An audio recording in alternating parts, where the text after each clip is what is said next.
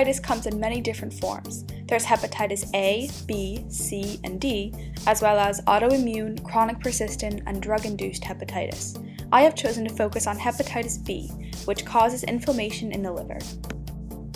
Hepatitis B virus has a size of approximately 40 nanometers and is a prototype of the Epidemivirus family. It has a protective shell, or envelope, which fights off natural solvents and makes it heat-resistant.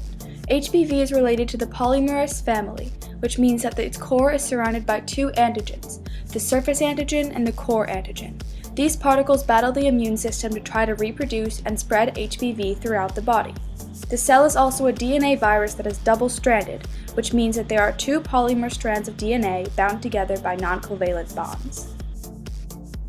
Hepatitis B targets humans and animals because it's normally transmitted through the mixture of bodily fluids, such as blood, and the sharing of personal items with an infected person.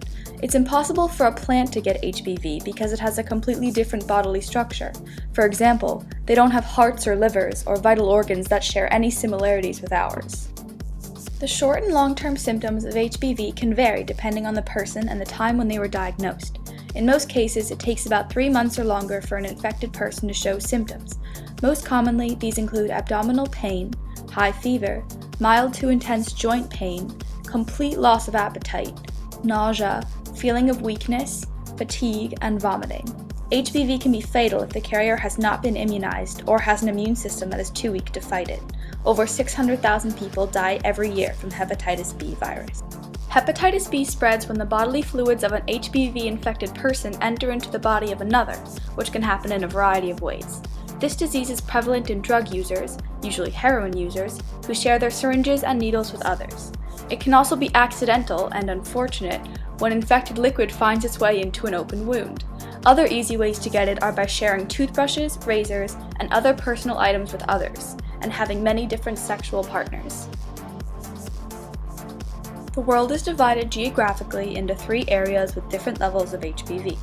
High, which is when over 8% of the population is infected, intermediate, which is when 2 to 8% is infected, and low, which is below 2%. Highest endemicity areas include Southeast Asia, Sub-Saharan Africa, the Amazon Basin, parts of the Middle East, the Central Asian republics, and some countries in Eastern Europe. Because of its prevalence around the globe, hepatitis B is a pandemic.